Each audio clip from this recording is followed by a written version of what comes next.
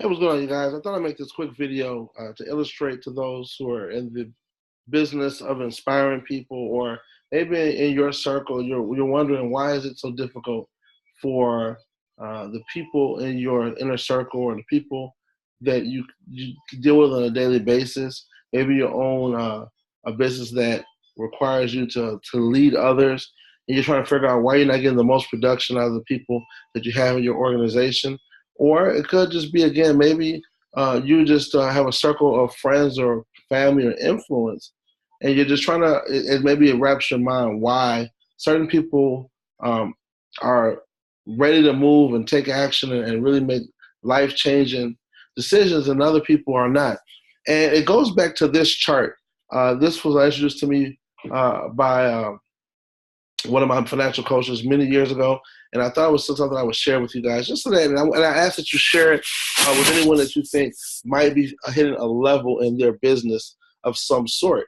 And so take a look at it, and we'll go over it very briefly. I don't want to hold too much of your time, but let's talk about what are we looking for when we're talking about friends and family. It's different because there's an element of love involved there, and so we're not judging our friends and family based on whether or not they fit this criteria, but it still explains why they make the decisions that they make. But when we're talking about business, in fact, in my business, I'm in the people building business. I'm in the business of creating huge networks nationwide and internationally. And in dealing with people, sometimes it can be frustrating because you have certain people that are ready to change their lives, and then some people who say they're ready to change their lives. And this is the reason for that. So let's start off with what we're looking at. We're looking at a chart that is, we're going to call it the motivators, or 100% of the people that we know. And what we know is that if you meet 100 people, or if you hire 100 people in your organization, if you are recruiting 100 people in your organization, well, then you're going to deal with this group. And so when you want to find out what you're looking for, you know that in order to find the right individual, you're going to have to find, or at least talk to, or hire 100 people. And out of the 100 people, you're generally going to see that 3% of those people are going to fit the mold. So what we know is this. In every organization, there's always going to be someone who excels in that organization. And those are the CEOs of the company. In our industry, those are the top performing leaders in our industry. In your business, it could be, again, the CEO, the president, the owner. It could be the owner and the maybe a handful of his vice presidents, or anything of that nature. Or if you're talking about a sales environment, maybe a real estate environment, it could be the brokerage owner and some of the partners. But in any environment, you're going to have those who are the motivators, right? The motivators are the ones who pretty much rule the world, if you will. The motivators are the ones who get up every day, and they don't need you to coach them. They don't need you to motivate them. They don't need any kind of inspiration. They wake up inspired. And although they have good days and bad days, that never changes their focus, because they are motivators. They're not dependent upon anyone else to fire them up, right? They wake up with that in their breath, right? They wake up with the same thing they went to sleep on, right? And that's winning, succeeding, growing, inspiring others, creating significance in this world. And again, these are the presidents of the United States. These are the CEOs of the companies. These are those who, in most situations, it would look like they should fail because of their background, because of their age, because of their socioeconomic upbringing, because of their education. And you would think that these people would fail. And by all practicality, they should be, because they're motivators, because they have a gift of inspiring others. They have a gift of uplifting others and guiding and leading others towards success. They have more influence, and therefore, and I guess the best term I can come up with right now is they have more power in our world, because they have mastered and understand that money is a figment of people's imagination, and that if you can understand the importance of communication, the importance of leading, the importance of inspiring, recognizing that people are the most important asset and resource that we have. Those are the motivators. They inspire, and they study the art of learning people, the art of inspiring people, the art of leading people, right? So, and that's 3% of the world. So in every environment, there's always going to be 3%. In your environment you're in right now, if you look around, 3% of the environment are their motivators, guys. And so then we have the next level, are the self-motivated. The self-motivated are very important as well because, again, they don't need anyone to coach them for success. Now, the self-motivated aren't necessarily going to be the best at motivating others, but you don't have to worry about their commitment level. You don't have to worry about if they're going to do what it takes to be successful. And the reason why is because they have their own why, right? Their why is so big that they're going to keep pushing regardless. And although, again, they may have bad days, they're always going to seek something to inspire themselves, right? They don't depend on their business partners or their sponsors, or they don't depend on their boss. They don't depend on their managers. They don't depend on their parents. So they don't depend on anyone to keep them motivated, because their why, their vision for their future, their vision for the world is enough to keep them pushing, to keep them grinding, to keep them learning, to keep them constantly following other leadership and following a beaten path. They're also the ones who, when the path maybe gets blocked, they understand the importance of being innovative. But they don't need anyone to tell them that. They're constantly seeking it on their own. And so, again, they're not going to be necessarily the best at motivating others, but because of their action, because they're constantly doing whatever it takes to be successful, because of their self-motivation, they tend to inspire others. But that's not their calling, because their calling is to get whatever needs to get done. And so 12% of any organization, that's what you're going to see. You're going to see those self-motivated people. You want self-motivated people in your organization. You definitely want those. You should definitely want motivators. You want self-motivated people, right? The next level are the motivatable. Now, the motivatable is an interesting group. And, the motivatable, I guess, would be those if you have a rating of excellent, of great and good, I guess the motivatable will be kind of good. But the motivatable are, they can go either way. The challenge with motivatable people is that for the majority of the time, they need coaching, right? They need to be coached. They need to be taught what to do and how to do it.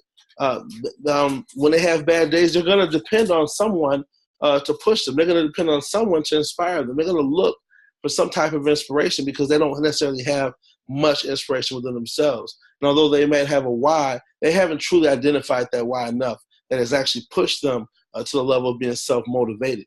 Being motivatable is important, though, because you can work with that. Being motivatable allows one to say, hey, you know what? Maybe they're not where they want to be yet. Maybe they're still learning themselves. Maybe they're still identifying their why. Maybe they're still trying to figure it out, but at least they're open-minded and they're open to being motivatable. And so you might have people who don't have the patience right now to deal with those who are motivatable because they're used to, they want to self-motivate. But keep in mind, only 12% of the population is self-motivated. Only 3% of the population are motivators. And so a vast majority of the people that you're going to come in contact are going to fall into this motivatable category. And you have to be able to be inspired because, listen, if you're motivatable and you're attracted to motivatable, you guys aren't going to do much any good for each other. All right? So you want to make sure that, again, you're patient with the motivatable, that you're providing enough resources for them to get motivated. And you want to also, if you don't have necessarily those skills, you want to direct them towards people that can provide that type of motivation for them. But ultimately, it's really going to come down to them figuring out what their why is and establishing something that pushes them, something that is more important to them than money. And it's got to be something that is mission-driven, something that whether they get paid or not, they're willing to do whatever it takes to accomplish this goal because the goal is so great. It has a major impact on their life or the major impact on someone's that they love's lives, and they want to make sure it happens. Now, these last two are this is the dangerous two right here because oftentimes if you don't understand this information and you don't know how to recognize the 5 levels of motivation, you might find yourself spinning your wheels trying to figure out what's wrong with the last two, right? And starting with the unmotivated. Now, the fun thing about an unmotivated person is that an unmotivated person will actually start something or take action in a business or maybe start a job just strictly based on the logic of it, right? Strictly based on the peer pressure of it all or the status quo that, hey, you need to work a job or, hey, you need to be doing something, you need to go to school. And so they'll take action, and the action that they're taking will make you believe that they're motivatable, And the reason being is because they took some action. But in reality, they're unmotivated. They're doing things really just to exist. They're doing things really just to kind of pass time along. And it's unfortunate because it's not that they're unmotivatable. They haven't hit the last level of motivation or lack thereof.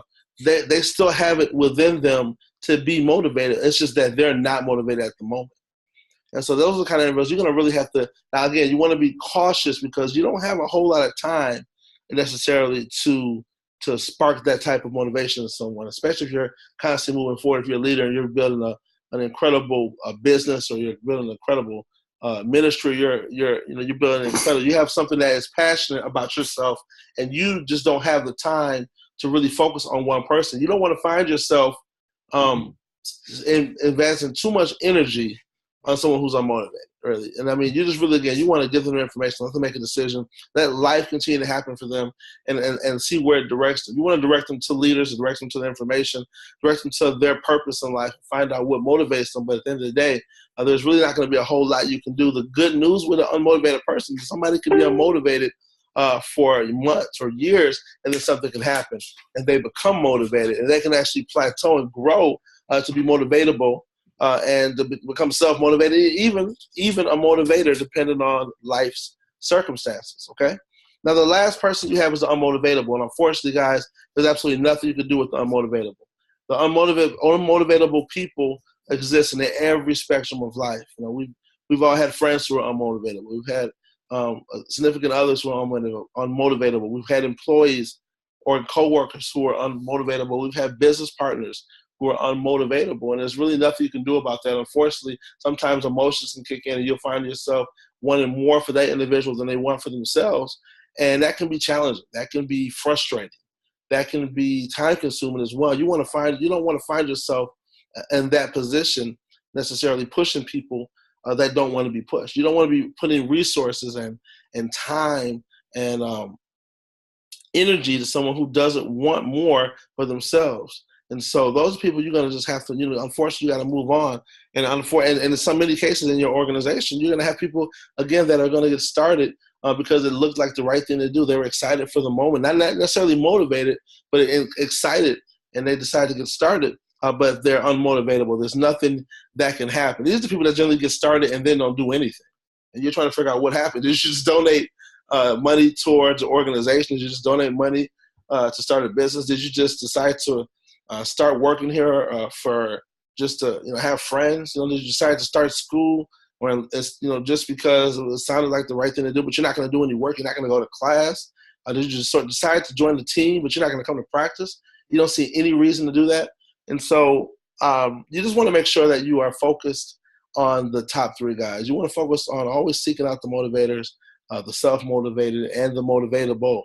And keep in mind that as you're constantly exposing this opportunity in particular, or any opportunity or any vision or passion that you have to the world, if your business or if your passion, your purpose involves people, know that you're always going to see more of the unmotivatable and the unmotivated than you are the other upper echelon three, the motivatable, the self-motivated, and the motivators. So don't let that discourage you. If you know the numbers, it allows you to be prepared, right? And if you're prepared, you can kind of sort people without being judgmental, but you can still kind of mentally sort people in that box. And if you're dealing with someone who fits the last two, you can just give them information and keep moving forward. But it doesn't hurt you because you understand. I hope that makes sense, guys. So again, if you found this video beneficial, I ask that you definitely share it with other people. Maybe watch it a couple of times. Do your own research on it. And again, I pray and I hope that it's been beneficial to you. You can share it with other people as well to be beneficial. God bless and be great.